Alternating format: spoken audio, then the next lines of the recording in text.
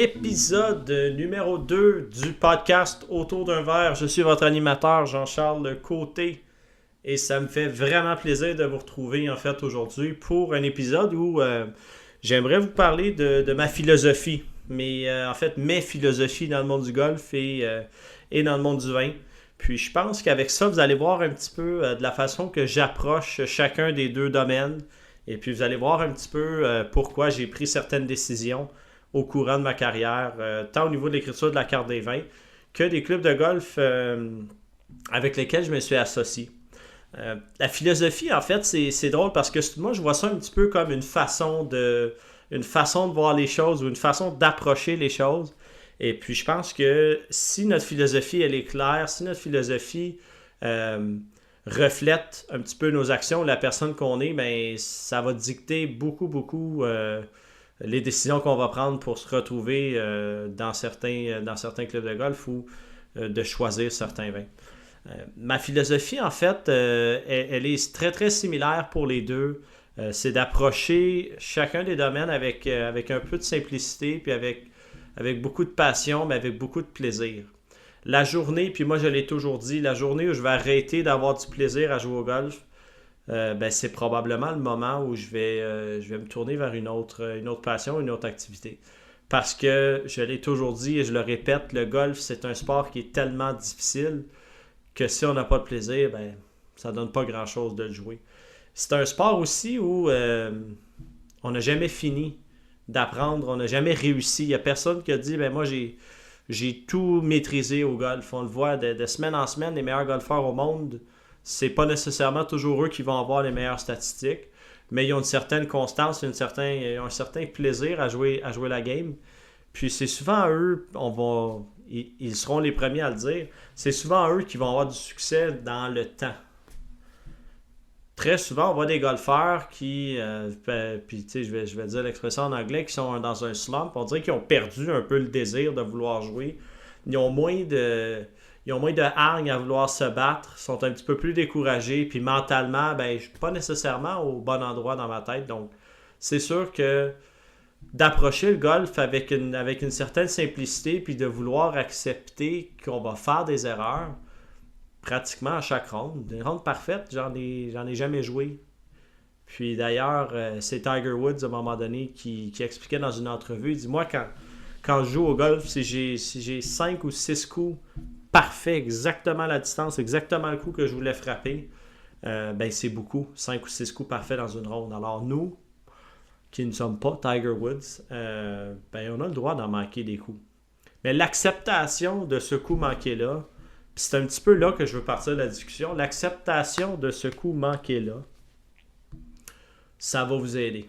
Ça va vous aider, ça va enlever de la frustration, ça va vous permettre d'accepter qu'il y a un prochain coup qui est à frapper après, puis tant et aussi longtemps que la balle n'est pas dans le trou, ben, c'est une opportunité de faire un coup exceptionnel. Puis c'est là où je vois la majorité des golfeurs que je coach, la majorité des golfeurs à qui j'enseigne, sont très rapides, surtout les premières fois que je les rencontre, à me dire, ben, mon driver, il est pas bon, je slice, je 3 potes tout le temps, je chip mal. Tu sais. Et là, je leur demande, ben, qu'est-ce que tu fais de bien quand tu joues au golf? Parce que si tu faisais tout de mauvais, il y a des bonnes chances que tu aurais arrêté et tu te serais mis à la natation, par exemple, ou tu aurais fait d'autres choses.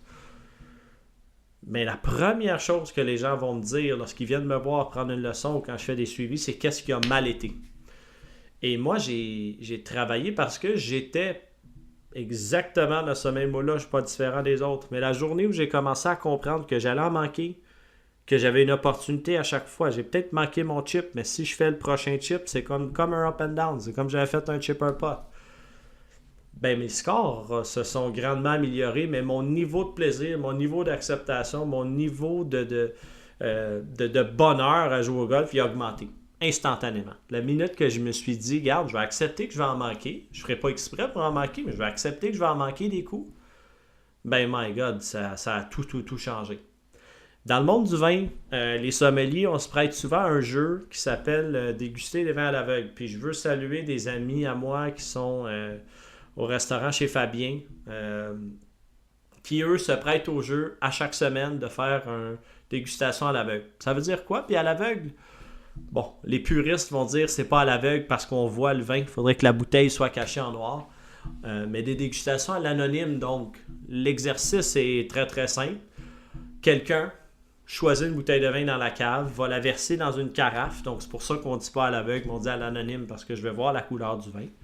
Même si, vous en conviendrez, si vous n'êtes pas peut-être la personne la plus aguerrie dans le monde du vin, vous êtes capable de différencier un vin blanc d'un vin rouge au goût, par son acidité, par les tannins, pour avoir la chance d'en jaser pas mal. Mais donc, déguster un vin à l'anonyme, tu ne sais pas de quel pays, tu ne sais pas c'est quoi le cépage, donc le type de raisin qu'ils ont utilisé, tu ne sais pas le millésime, donc l'année que ça a été fait. Puis là, ben, il faut que tu te lances. On goûte. Donc, on commence par quoi la dégustation? On commence par le visuel. Hein? On suit le visage, les yeux, le nez, la bouche. Et après ça, le cœur, naturellement. Donc, je vois le vin. Est-ce que c'est un vin qui est effervescent? Est-ce que c'est un vin qui est jaune? C'est un vin qui est orange, qui est plus orangé? Tuilé? Un vin plus vieux. Les vins blancs, quand ils vont avancer dans l'âge, vont prendre de la couleur. Donc, du jaune très, très pâle jusqu'aux vins orangés des vins plus vieux. Les vins rouges, c'est l'inverse. Ils vont venir rouge vif quand ils sont jeunes, dépendamment des cépages toujours. C'est très grossier, mais je pense que c'est important que j'en parle. Puis plus le vin va évoluer, le vin rouge, mais il va perdre de sa couleur, va s'en aller plus sur le mauve et va éventuellement s'en aller plus vers le côté cuivré. Mais déguster des vins à l'anonyme, c'est ultimement se lancer dans le vide. C'est dire, bon, ben moi, je pense que j'ai les capacités visuelles, olfactives et gustatives de dire, ben je vais le deviner c'est quoi le vin. Et puis, j'ai eu la chance, et vous allez avoir l'occasion, je l'espère, de voir les meilleurs sommeliers au Canada, voire même les meilleurs sommeliers au monde se prêter à ce jeu-là. Et forcé d'admettre que des fois, ils sont complètement dans le champ gauche. Et c'est ça, un petit peu ma philosophie dans le monde du vin, c'est de dire d'accepter de se tromper. Moi, je pense que c'est un Cabernet Sauvignon de Bordeaux, de la rive gauche en assemblage avec du Cabernet Franc. Puis finalement, ben, c'est pas ça pantoute. Finalement, on est sur un cépage qui est complètement différent. Je suis sur 100% Rhône, donc en Syrah. Ben, ça se peut qu'on se trompe. Mais de se prêter au jeu, d'y aller au maximum de nos capacités, ben, c'est un petit peu ça ma philosophie dans le monde du vin, c'est d'accepter de faire des erreurs, mais de se lancer dans le processus ou de le faire avec passion, avec toutes les connaissances qu'on possède. Puis à la fin, ça reste qu'on boit une très bonne bouteille de vin, même si on ne l'a pas deviné ou non. Donc ma philosophie dans le monde du vin, c'est un petit peu la même que dans le monde du golf, c'est d'accepter qu'on fait des erreurs.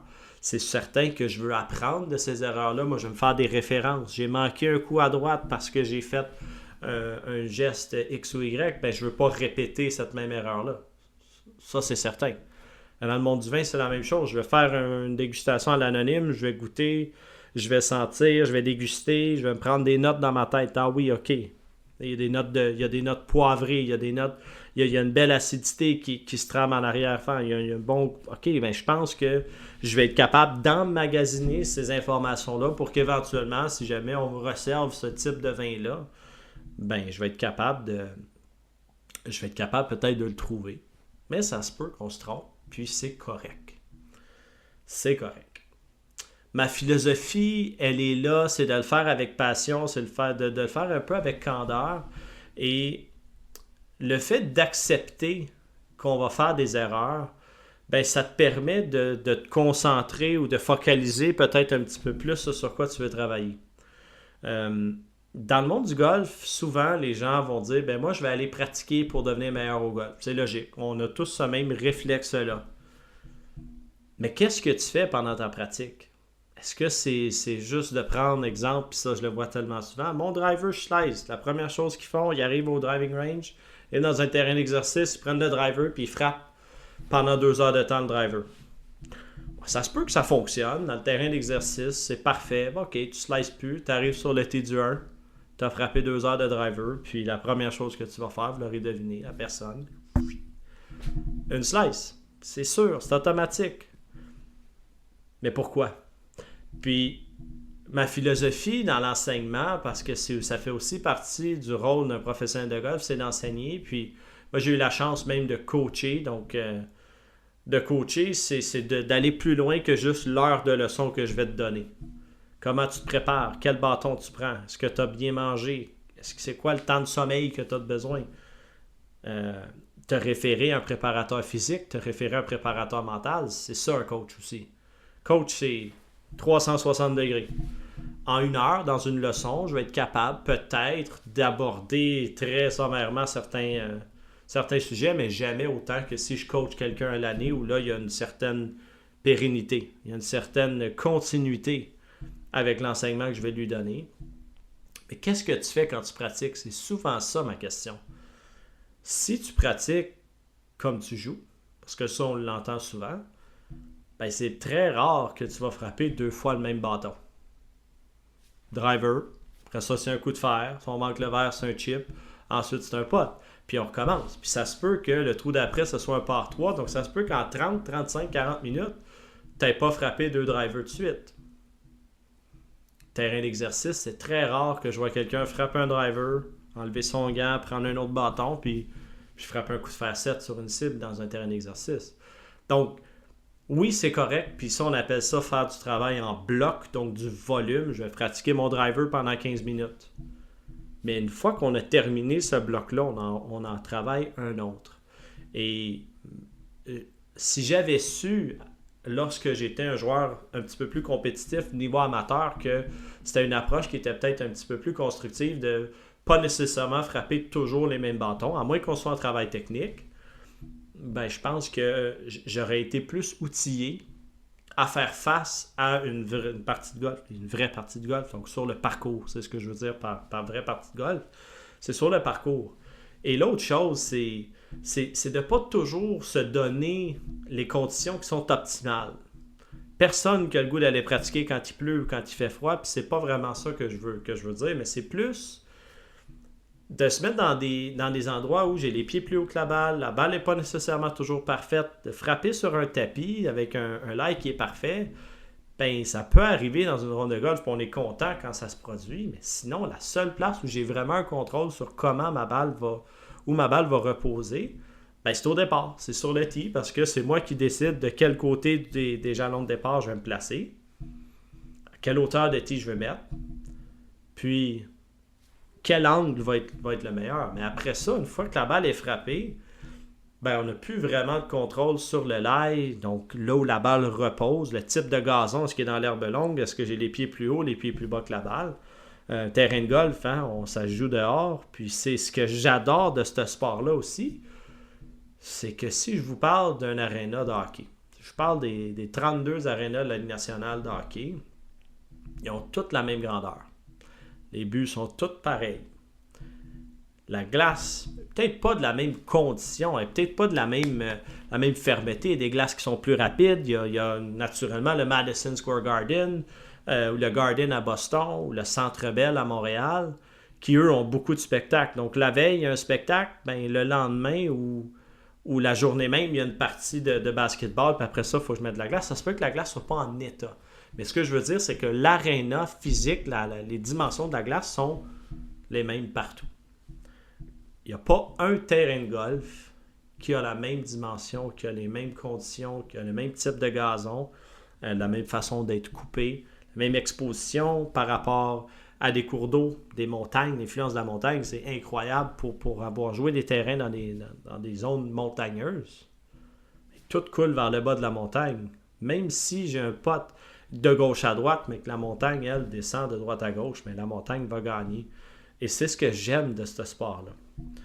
Il y a même des gens, puis il y en a probablement plusieurs qui écoutent le podcast, qui sont membres dans des clubs de golf, qui vont toujours jouer le même terrain. Donc là, à ce moment-là, Jean-Charles, ce que tu nous mentionnes, de dire, ben, c'est jamais le même terrain, les mêmes conditions. Ben oui, c'est toujours le même terrain. Mais le drapeau n'est pas au même endroit. Les jalons de départ ne sont pas nécessairement au même endroit. Le vent peut avoir changé dépendamment de la période. Si on joue en automne ou on joue en plein milieu de l'été, la température, l'air, l'humidité, tout ça va influencer, même si on joue physiquement le même parcours. Ben non, je n'aurai pas toujours le même lie, le même type de gazon. Est-ce qu'il y a plu? Est-ce qu'il vente? Est-ce qu'il fait froid? Est-ce qu'il fait chaud? tout ça, ça joue. Donc, c'est de recréer au maximum de nos capacités dans le terrain d'exercice ces conditions de jeu-là. Dans le monde du vin, c'est curieux parce que souvent, on va avoir des types de vins. On va avoir un Chablis. Bon, c'est 100% chardonnay, mais tous les Chablis ne sont pas pareils. Il y a des signatures des différents producteurs, des différentes maisons, à Bordeaux, des différents châteaux, qui, eux, vont travailler différemment. Et c'est un petit peu le même principe que ce dont je vous parlais dans le monde du golf, c'est qu'il faut connaître un peu la signature des producteurs de vin pour dire, bon, ben tel producteur à Chablis, dépendamment de son exposition, dépendamment de la façon qu'il travaille, sa machinerie, l'argent qu'il a à dépenser dans son vignoble, ben, ça va changer nécessairement les produits. Et l'autre chose, c'est que le vin, c'est vivant. C'est un produit, ça reste c'est de l'agriculture. D'année en année, on l'a vu à Chablis, on l'a vu en Champagne, on l'a vu en Loire. Ben, il peut arriver des catastrophes écologiques. Le gel, la pluie, la grêle, les animaux, ça peut arriver. Et ça va changer, la production va changer dans ce qu'on appelle dans le monde du vin le rendement, la quantité de raisins qui poussent. Des fois, j'ai plein de raisins, beaucoup de raisins parce qu'il a fait chaud, les raisins sont gorgés d'eau parce que les conditions étaient incroyables. Mais là, je perds un petit peu du côté qualitatif parce que là, les raisins sont gorgés. Alors, ben, il y a une décision à prendre au niveau du producteur, puis c'est ce qui fait en sorte que c'est tellement intéressant de goûter différents millésimes, donc différentes années d'un même producteur pour voir, bon, ben, l'influence de telle année, il y a eu le gel, donc il y a eu moins de production. Souvent, les produits, les bons producteurs, les vins vont être bons, mais ils vont être en plus petite quantité, donc le prix va monter. Ça ne veut pas nécessairement dire, par contre, que si un vin est cher, qu'un vin est bon. Ça ne veut pas nécessairement dire que si je vais dans un club de golf et ça coûte 250$ aller jouer là, que nécessairement c'est un beau terrain.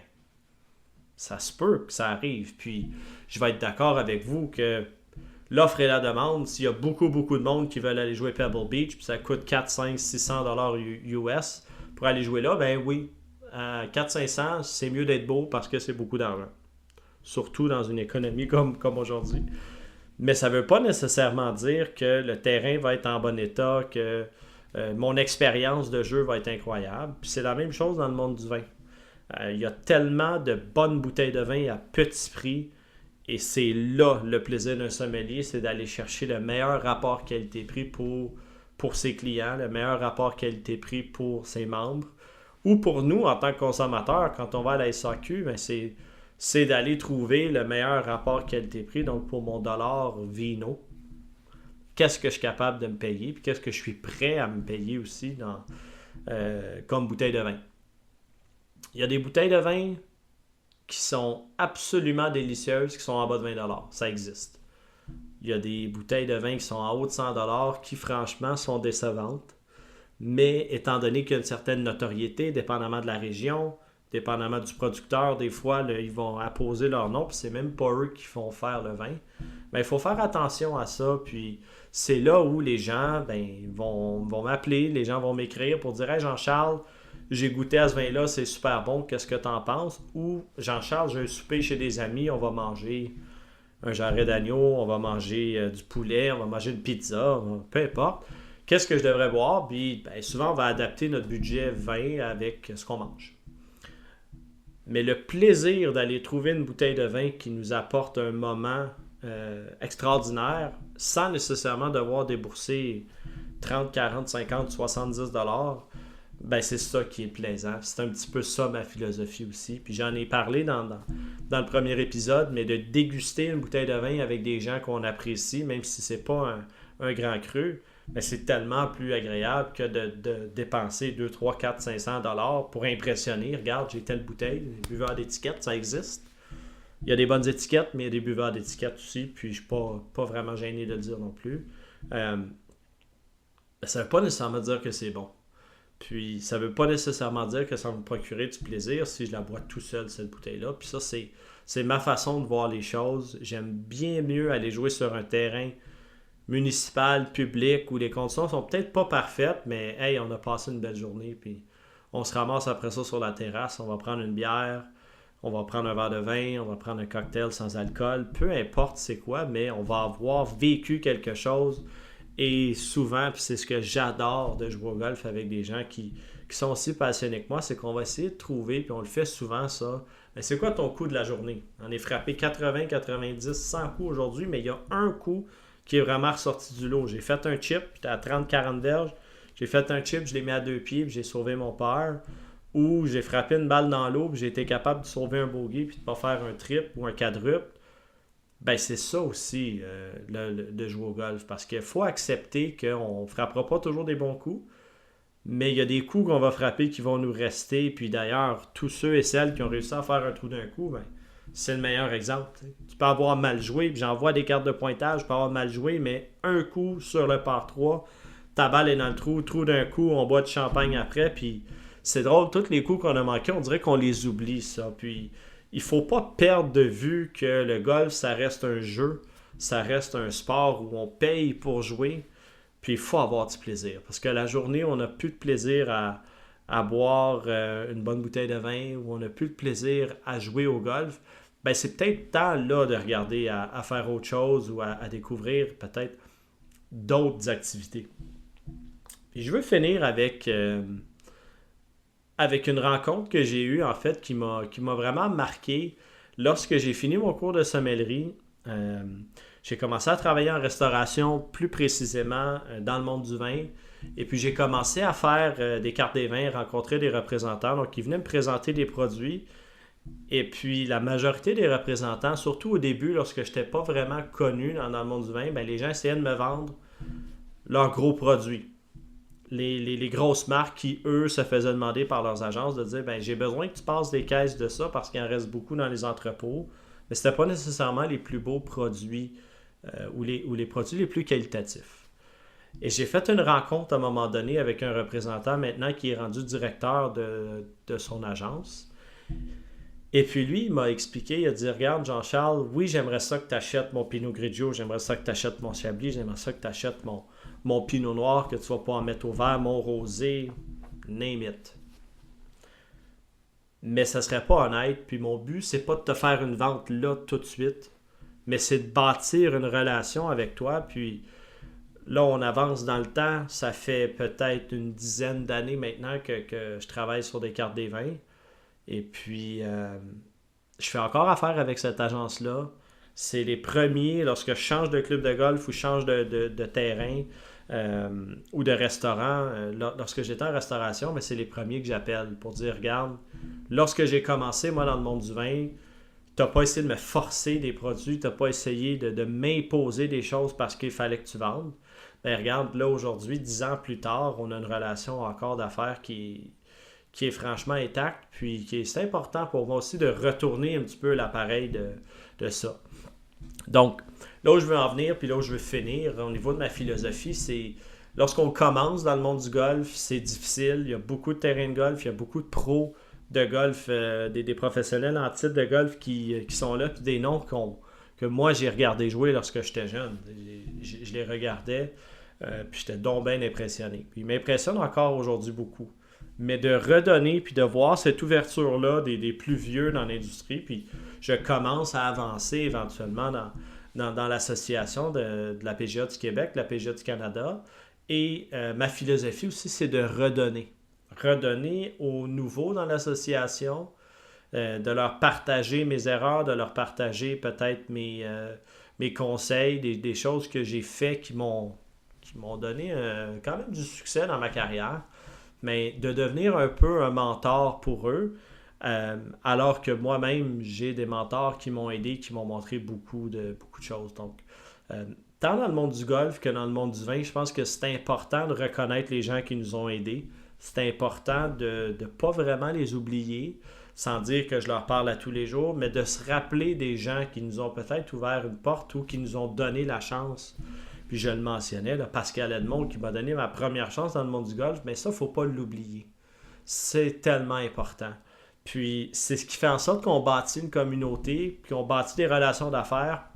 Et éventuellement, on ne sait jamais où on va se retrouver là, dans des salons de vin, des salons de golf. Là, il y en a eu un il n'y a pas longtemps là, à Laval, l'Expo Golf. Ben, j'ai recroisé des gens que je n'avais pas vus depuis longtemps. Mais d'entretenir ces bonnes relations-là, c'est tellement important. Donc, ma philosophie, elle est simple, elle est axée sur le plaisir, elle est axée sur l'amour et la passion du golf et du vin, mais elle est aussi axée sur les relations qu'on bâtit. Puis ça, c'est tellement important. Alors, j'espère que ça vous a plu. Moi, j'ai vraiment bien aimé vous expliquer un petit peu comment je vois les choses, et puis ça va mettre la table pour les prochains épisodes où je vais vous parler de mes coups de cœur, je vais vous parler des endroits que j'ai visités, tant au niveau du golf que du vin, puis en espérant vous faire découvrir des belles petites pépites. Alors, c'est ce qui conclut cet épisode du podcast Autour d'un verre. Et comme j'aime bien le mentionner, le podcast Autour d'un verre, c'est du premier départ jusqu'au dernier verre. Santé et à bientôt!